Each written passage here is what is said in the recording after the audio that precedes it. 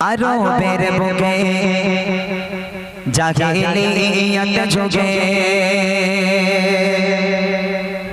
আরবের বুকে জাহিলিয়াত যুগে আরবের বুকে জাহিলিয়াত যুগে সুখ শান্তি নারী সম্মান বলে কিছুই ছিল না।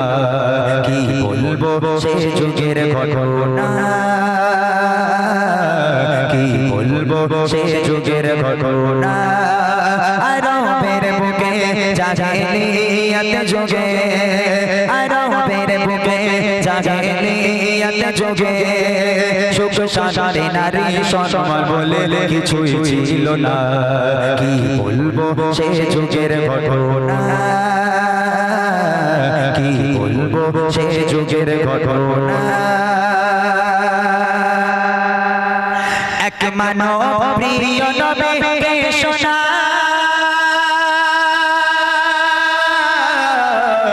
ডুবে আছে নবী আমি গুনাহ। এক মানব প্রিয় নবীকে শোনা ডুবে আছে নবী আমি গুনাহ।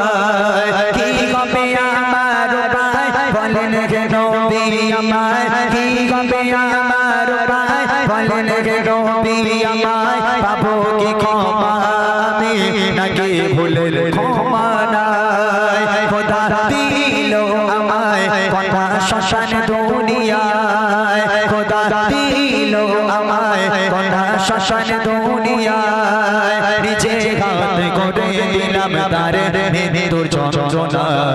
কি বলবো সে যুগের ঘটনা, কি বলবো সে যুগের ঘটনা।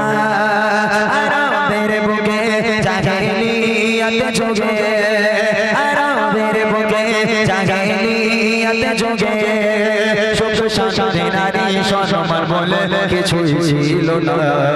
কি বলবো সে যুগের ঘটনা, কি বলবো সে যুগের ঘটনা।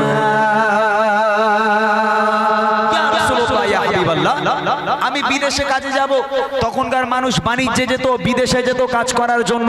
ইয়া রাসূলুল্লাহ আমি বাণিজ্যে যাব 4 বছরের জন্য। এমত অবস্থায় দেখলাম আমার স্ত্রী প্রেগনেন্ট, আমার স্ত্রী গর্ভবতী। আমি এই অবস্থায় স্ত্রীকে বলে গেলাম, হে আমার প্রাণপ্রিয় স্ত্রী, আমি 4 বছরের জন্য বাইরে কাজে যাচ্ছি, বিদেশে যাচ্ছি। আমি যাবার পর যদি আমার পুত্র সন্তান হয়, ছেলে সন্তান হয়, সুখবরটা আমাকে দিও। আর যদি কন্যা সন্তান হয় বাঁচিয়ে রাখার দরকার নেই, আতুর ঘরের মধ্যে তাকে গলা টিপে হত্যা করে ফেলো। খবরদার মেয়ে হলে যেন বাঁচিয়ে রেখো না, তাহলে আমি তোমাকে জিন্দা রাখবো না। বাপ বলে বিদেশে চলে গেল। বেশ কিছুদিন যাওয়ার পর ওই মা একটা সন্তান জন্ম দিল, কন্যা সন্তান। যেখানে বাঘের বয়স সেখানে শুনতে হয়, একটা কন্যা সন্তান জন্ম দিল। ওই মা সন্তানের মুখের দিকে তাকায় আর হাউ হাউ করে কাঁদে। ফুলের মতো একটা ফুটফুটে কন্যা সন্তান আল্লাহ পাক সেই মাকে দিয়েছিল। কেমন করে সেই মা ওই সন্তানের গলা টিপে হত্যা করবে? সেই মা অঝর নয়নে কাঁদে আর সন্তানের দিকে করুণ দৃষ্টিতে তাকিয়ে থাকে, আমি একে মারতে পারবো না। তখন সেই মা একটা বুদ্ধি খেলালো। কি বুদ্ধি? সেই মা মনে করছে যাক আমার স্বামী গেছে মানে 4 বছর বাড়ি আসবে না, এখন 4 বছর যদি কাউকে না বলে মেয়েটাকে আমি আস্তে আস্তে বড় করি, মেয়েটা 4 বছর বয়স হয়ে যাবে, স্বামী এসে দেখবে মেয়ে বড় হয়ে গেছে, তখন হয়তো মায়াটায়া হবে, হয়তো আর মারবে না। এই মনে করে কাউকে না জানিয়ে সেই মা ওই বাচ্চা সন্তানকে আজকে লালন পালন করতে লাগলো, বড় করতে লাগলো। তারপর দেখেন কি হয়, স্বামী চলে গেল কাজে বিদেশে, নিল এক কন্যা বেশে। মা ভাবে ও গো মা ভাবে বাড়িতে তার পিতা নাই, লালন পালন করব মায়া মমতায়। বাবাকে মানা জানিয়ে মেয়েকে বড় করে, বাবাকে মানা জানিয়ে মেয়েকে বড় করে।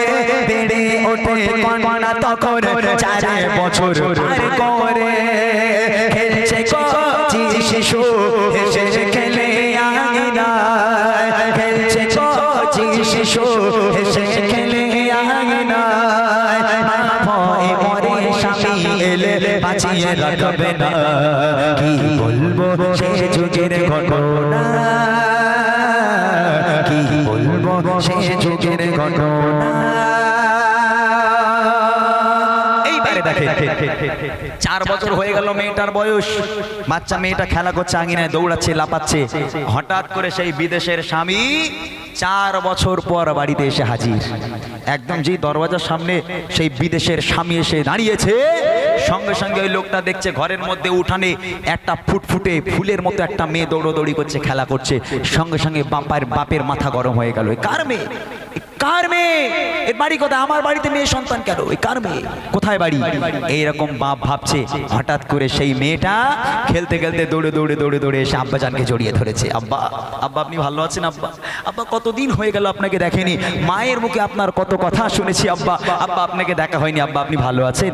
বাপ বলে, তুই কে বাবা? তখন মেয়ে বলছে, আব্বা আমি আপনার মেয়ে, আমি আপনার কন্যা সন্তান। এই কথা যেই বলল, ওই বাপ মেয়েকে এক হিঁচড়া টান মেরে ছুঁড়ে ফেলে দিয়ে বাপ দরদর করে ঘরের মধ্যে চলে গেল। স্ত্রীর সঙ্গে কথা নেই, সন্তানের সঙ্গেও কথা নেই, বাপ রেগে আগুন। এবার দেখেন কি হয়। একদিন ফিরে এলো তার স্বামী, দেখে ফুটো ফুটে কন্যা সন্তান তার বাড়ি। তবে এ মেয়ে, তবে এ মেয়ে তার বাড়ি থেকেই করে। আর সেই মেয়ে ছুটে এসে জড়িয়ে ধরে, বলে আব্বা আমায় দেখো না, আমি যে তোমার শোষা। আব্বা আমায় দেখো না, আমি যে তোমার শোষা। বহুদিন ধরে তোমার ছিল দেখার বাসনা, আজ হয়েছে পূরণ।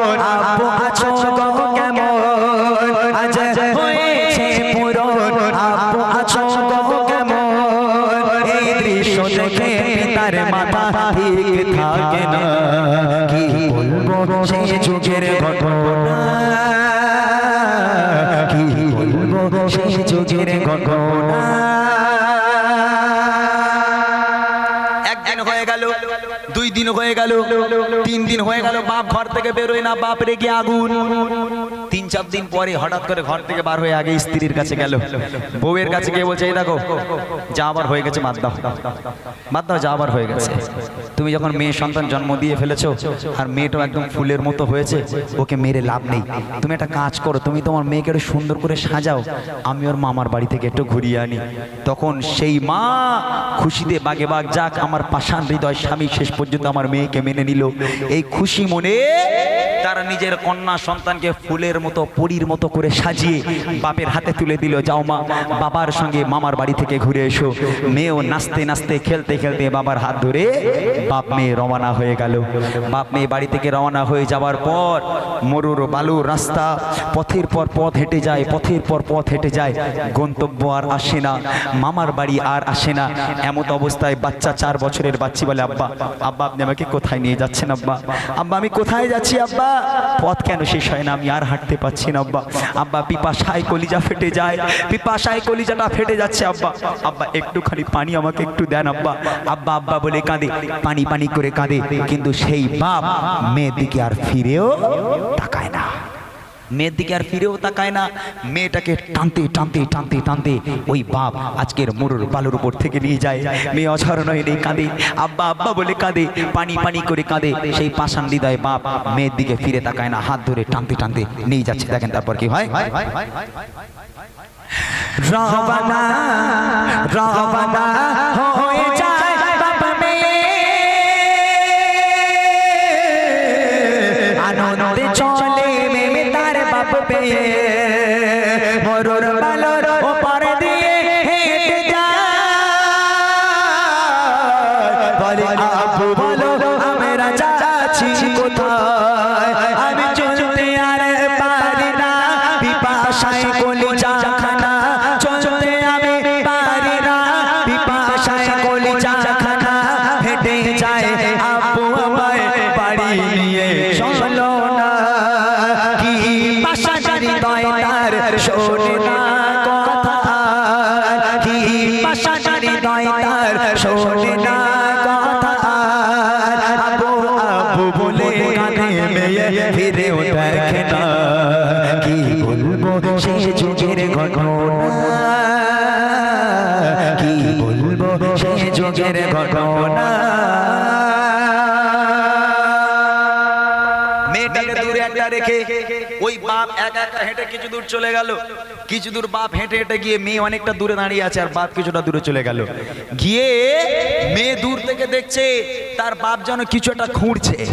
ওই বাপ কি করছে, মাটি খোঁড়া শুরু করেছে, বালিগুলো সরাতে শুরু করে দিল। ওই বাপ গর্ত খুঁড়তে শুরু করে দিল। আর ওই বাচ্চা মেয়ে দূর থেকে দেখছে আমার আব্বা জান যেন কিছু একটা কাজ করছে। আহারে, এক মানুষ সমান মাটি খোঁড়া হয়ে গেল। পিতার আর মেয়ে দাঁড়িয়ে দাঁড়িয়ে দেখছে, বাপ গাড্ডা খোঁড়ে আর মেয়ে দাঁড়িয়ে দাঁড়িয়ে দেখে। এক মানুষ সমান গাড্ডা খোঁড়া হয়ে গেল, বাপ গর্তের মধ্যে নেমে গেল। মেয়ে দেখছে বাপের অর্ধেকটা দেখা যাচ্ছে আর অর্ধেকটা দেখা যায় না। কিন্তু মেয়ে দূর থেকে লক্ষ্য করছে যে তার বাপের মাথায়, কপালে, চোখে, হাতে, মুখে সারা জায়গায় ঘামগুলো টপিয়ে টপিয়ে পড়ে। ওই বাচ্চা মেয়ে বাপের কষ্ট সহ্য করতে না পেরে ওখান থেকে দৌড়ে দৌড়ে গিয়ে আব্বা জানের কাছে গিয়ে মেয়ে নিজের জামা দিয়ে বাপের কপালের ঘাম মুছে দেয়, বাপের মুখের ঘাম, হাতের ঘাম মুছে দেয়। বাপকে কত আদর করে, কত যত্ন করে। আর ওই বাপ ওই মেয়েকে গর্তের মধ্যে পুঁতবে বলে গর্ত খোঁড়ে। আহা, কি পাষাণ হৃদয়! ওই বাচ্চা মেয়ে 4 বছরের বাচ্চা বাপের ঘামগুলো মুছে দিচ্ছে, বাপ গর্ত খুঁড়ছে, গর্ত খোঁড়া হয়ে গেল।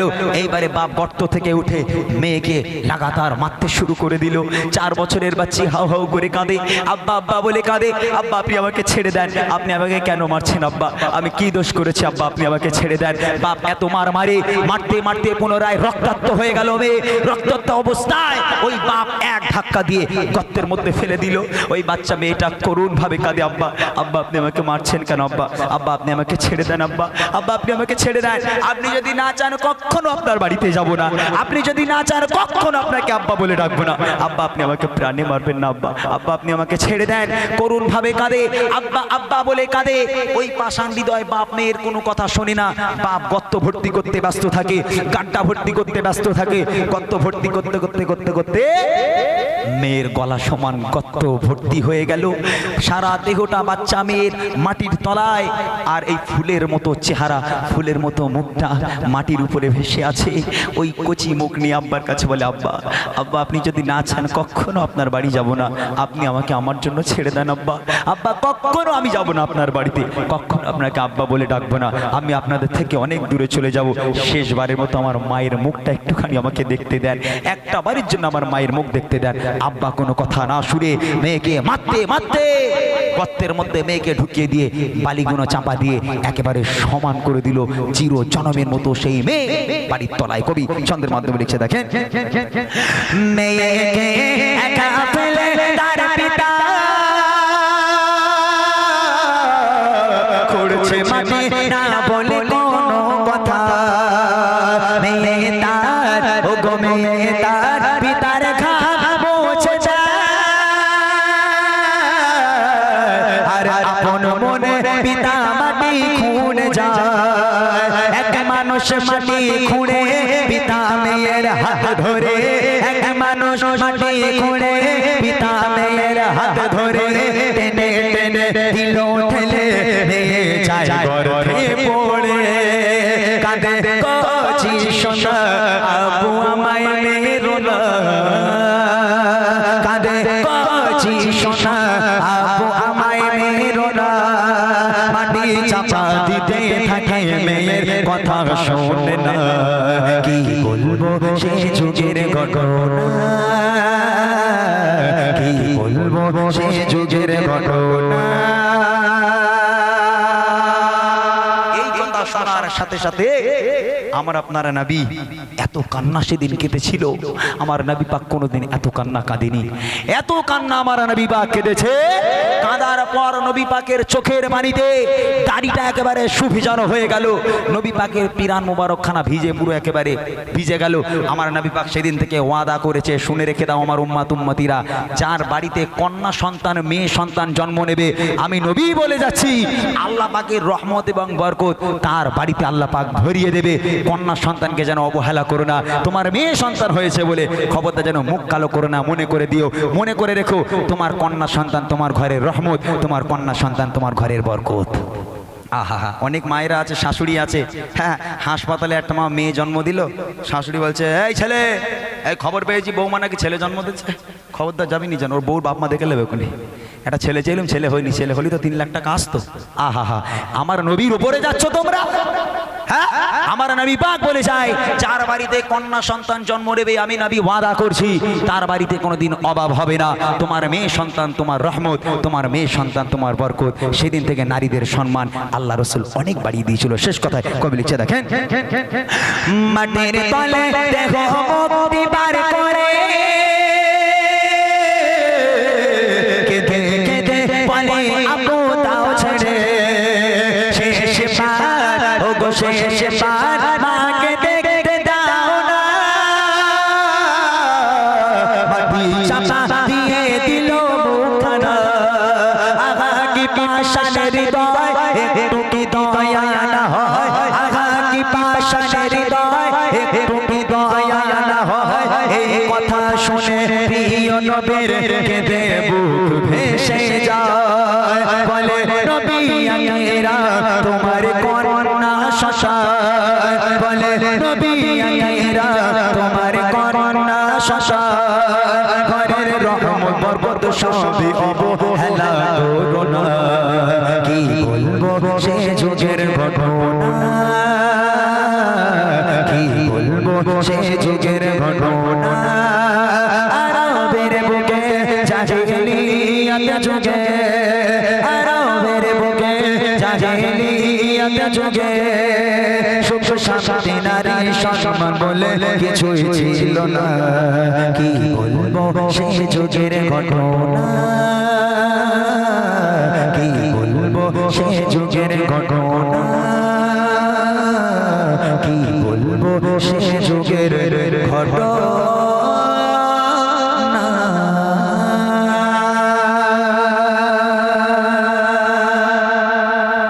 যাক শুনে দিলাম অনেকক্ষণ থেকে। বাবা মানে হাজার বিকেল আমার ছেলেবেলা, বাবা মানে রোজ সকালে পুতুল পুতুল খেলা। বলে এই গজলটা আমার বুড়ো গলায় গাইলে কি আর মানায়? ভাল লাগবে, আমি গাইলে ভাল লাগবে, ভাল লাগবে, একবার দেখবো কে। বাবা মানে হাজার বিকেল আমার ছেলেবেলা, বাবা মানে রোজ সকালে পুতুল পুতুল খেলা, বাবা মানে হাজার বিকেল আমার ছেলেবেলা, বাবা মানে রোজ সকালে পুতুল পুতুল খেলা।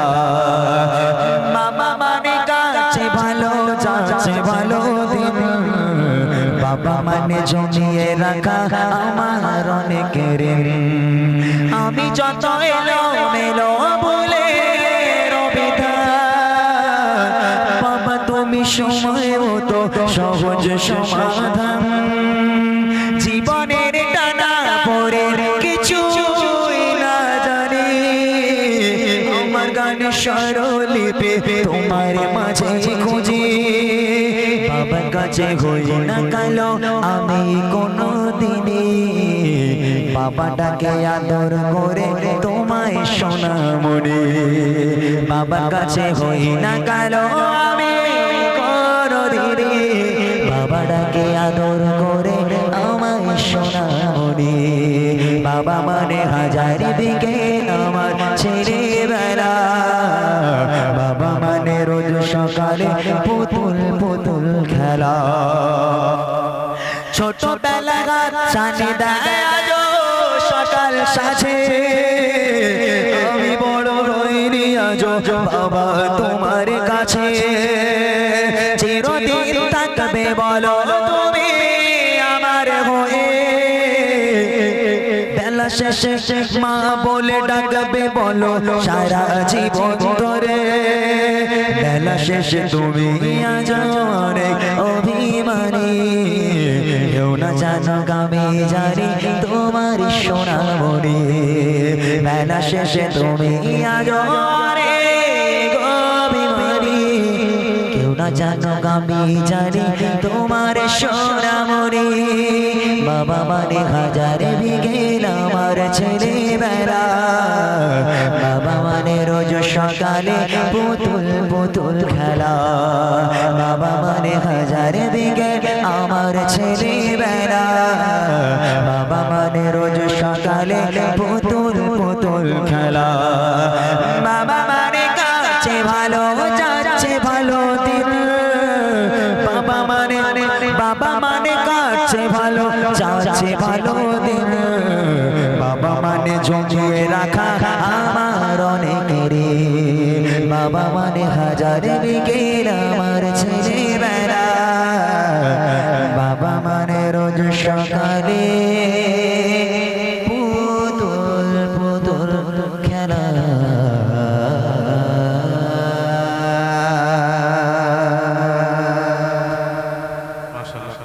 খুব সুন্দর গজল। ওই পাহাড়কে যদি প্রশ্ন করো সৃজরি জরেছে কে তোমাকে ভাষাহীনা এক জবাব পাবে আমার প্রভু সেজে আল্লাহ মোহাম্মদ ওই নদীকে যদি প্রশ্ন করো সৃজরি জরেছে কে তোমাকে তার জবাব পাবে আমার প্রভু সেজে আল্লাহ মোহাম্মদ ওই পাহাড়কে যদি প্রশ্ন করো সৃজরি জরেছে কে তোমাকে ভাষাহীনা এক জবাব পাবে আমার প্রভু সেজে আল্লাহ মোহাম্মদ ওই নদীকে যদি প্রশ্ন করো সৃজরি জরেছে কে তোমাকে তার জবাব পাবে আমার প্রভু সেজে আল্লাহ মোহাম্মদ ওই পাহাড়ে বলো নদী সাগরে বলো সবই যে তোমার দয়ায় অপরাধ ওই পাহাড়ে বলো সাগরে বলো সবই যে তোমার দয়ায় অপরাধ সেজে আল্লাহ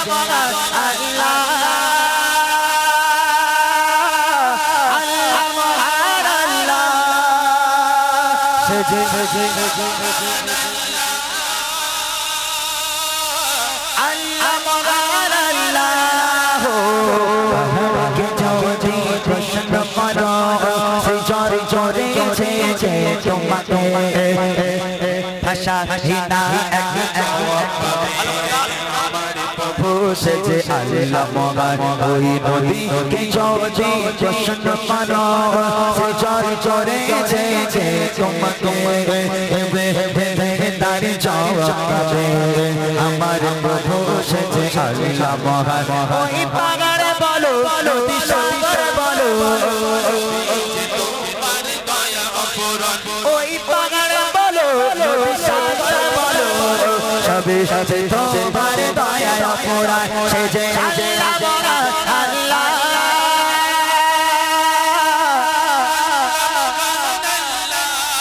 আহা সেজে আল্লাহ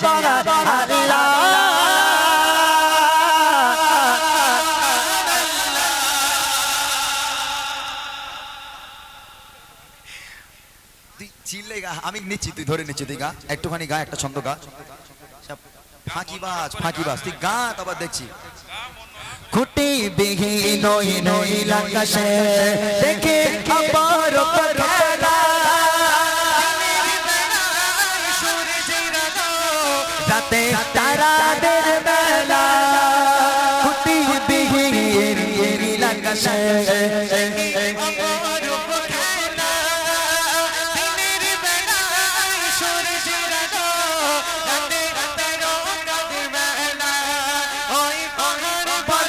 নদী সাগর বলো সবে তোমার দয়ায় অপরাধ ওই পাহাড় বলো নদী সাগর বলো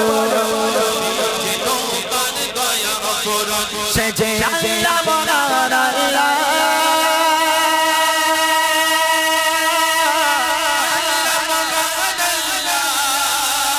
সেজে আল্লাহ মহান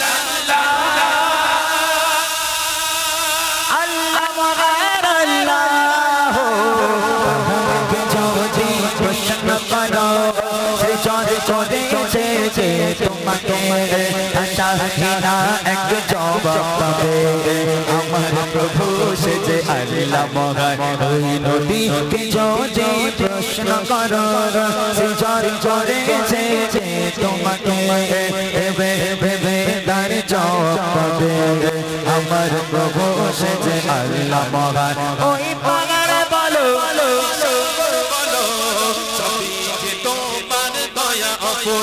ওই পাগারে বলো নদী সাগরে বলো সবে যে তোমার দয়া অপরাধ সে যে আল্লাহ মহান আল্লাহ